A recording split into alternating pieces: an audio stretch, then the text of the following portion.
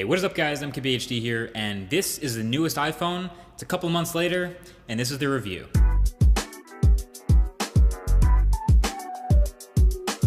So believe it or not, this phone is about 4 months old already, which means a lot of you considering buying one have already made up your mind on that, but you definitely learn a lot from using a phone for a longer period of time. 4 months isn't even that long, it's just longer than I usually take to review things. But for me, at least, with 4 months, the honeymoon period is over. It's not brand new and shiny anymore. You got your fingerprints on it, you got your scratches on it, you've used it every day, and you really get to know it best. So first and foremost, even though this is the iPhone 7, even though this is supposed to be the bigger step forward in the tick-tock of Apple releases, 6, 6S, 7, 7S, this is still definitely a very familiar and very incremental upgrade to the previous iPhone again. It's a familiar iPhone. Same rectangle with the rounded corners for the design, same big forehead and chin with the home button, same seamless unibody metal industrial design again, and same scrolling pages of icons for iOS. So at its core, it's super easy to get used to, especially when you're coming from another iPhone just to pick up an iPhone 7. But that being said, there are plenty of little things and plenty of refinements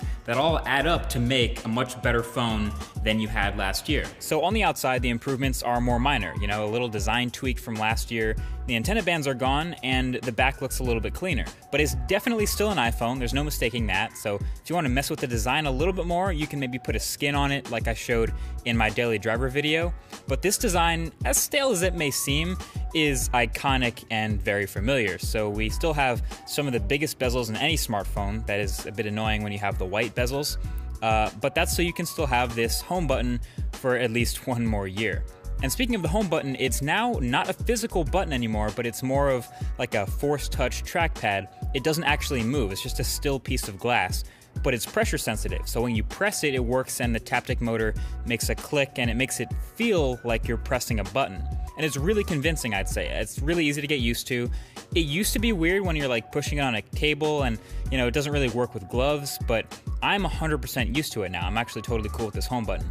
I should also mention, I think Touch ID is at the holy grail where it's like a no-brainer whether you should use it or not. You set it up once, right when you get your phone, and it's faster and more secure than typing in a password every single time. So I like Touch ID a lot. Anyway, aside from just the home button, this is the second generation of the iPhone with 3D Touch, but I don't really use it that much. I mean, it's definitely built into more apps and their shortcuts on the home screens and even in the apps themselves, but yeah, I just don't really use it that much.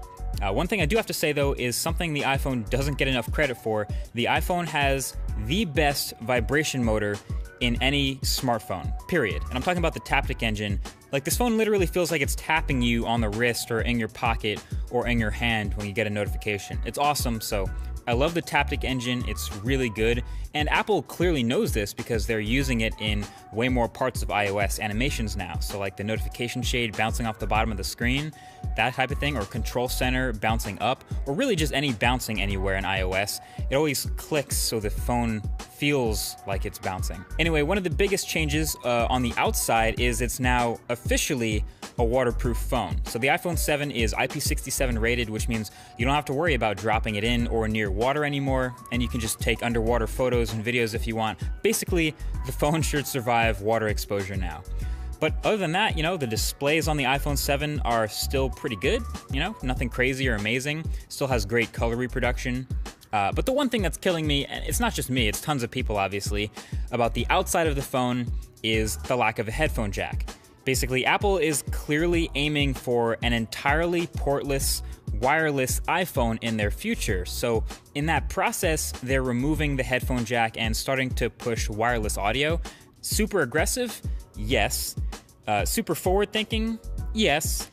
Super a pain in the ass? Also yes. I mean, I think I'm probably gonna make a whole video on the whole wireless phone thing. Maybe let me know if you'd want that in the comments section. Now, the camera on the iPhone 7 is new too. You can see the different housing. There's a new sensor and new glass, and you might remember from the Smartphone Awards, this camera is already one of the best. It takes great photos and great 4K videos. I think it might get the title of best low-light photo camera back. It was kind of close with Samsung, but the image processing from Apple has always been excellent. Autofocus is also extremely fast, and daytime photos look pretty damn good too, but it's by far the best video camera in any smartphone. I'll tell you that right now. I'll link below the video I shot entirely on this camera But seriously, the 4K video from this sensor with the optical image stabilization and the big wide open aperture, honestly, sometimes you can't tell the difference from like a real dedicated mirrorless camera's footage. It's that good. Get a little depth of field going. I mean, it's awesome. Everything's there. Now, the iPhone 7 Plus has a second camera lens, as you already saw in my daily driver video, one regular camera, same as the smaller phone, and one telephoto lens at twice the focal length for that 2x optical zoom. And it's really interesting the way it works, but I think it turned out to be one of Apple's coolest products of 2016 last year. Basically, when you're all the way zoomed out, you're not just getting data from the main camera, as you would expect, but it's also actually intelligently using some imagery stitching in from the telephoto camera as well to make it a little bit sharper and a little bit more detailed in the center of the frame. Now, sometimes it uses lots of that data, sometimes none at all. Like if you accidentally cover the telephoto lens with your finger, for example, it doesn't use anything from it. But when you start to zoom in a bit, it continuously, intelligently analyzes how much of the information to stitch in, and then you can actually see it completely switch over cameras when you get to 2x zoom. It's subtle, but the tiny change in exposure is there, you can see it, and from what I've seen, it actively does this switching during video recording too. So dual cameras is pretty awesome and it works really well. You can only get it obviously on the bigger iPhone, which is why I guess a lot of people don't get to play with it, but through software updates, stuff like portrait mode is getting better every day. And basically if you're into photography or videography, the iPhone 7 Plus is the phone to get. Now on the inside, basically all you need to know that's changed is the chip. The A10 Fusion chip is fantastic in this phone, and I'm pretty comfortable calling this the most responsive phone ever. Like, this is something Apple does really well since they control both all the hardware and all the software. So no phone is as smooth and as one-to-one responsive to the touch of your finger as a fresh iPhone. I'd say the Google Pixel comes closest right now, and then maybe the OnePlus 3T right after that, and generally stock Android phones, but the smoothness and high frame rates of animations are the most consistent on the iPhone 7, and that's something I really like, and it's something you'll appreciate like every single day you're using the phone. Overall performance is awesome through multitasking and everyday use and gaming and navigation and all kinds of stuff, and the battery life to go with that is also about the same as last year, which is to say pretty good, but not great. So the iPhone 7 has an okay battery and decent standby time, while the bigger iPhone 7 Plus that I'd recommend has pretty good battery with excellent standby time. Also, fun fact, this year Apple made the iPhone the same dimensions and included a bigger battery instead of making it smaller with the same size battery. Thank you, Apple. Keep doing that, please. I really don't need it to be thinner. But that is pretty much what's good with the new iPhone. Lots of little upsides, lots of little improvements with the hardware on the outside and on the inside. My biggest complaints would be that they went with Lightning over USB Type-C again, although I would totally expect them to keep doing that, and that they went with no headphone jack instead of a headphone jack. Obviously, I can't tell you how many Uber drivers have offered me the aux cable and I have to turn down the jams. So at the end of the day, iPhone 7 has a lot that's new with it, but obviously it's still a very familiar incremental upgrade, just like previous iPhones have been. And that's kind of the point. That's why people keep getting iPhones. That's not a bad thing. That's a great reason to buy this phone again, especially if you're coming from a previous gen.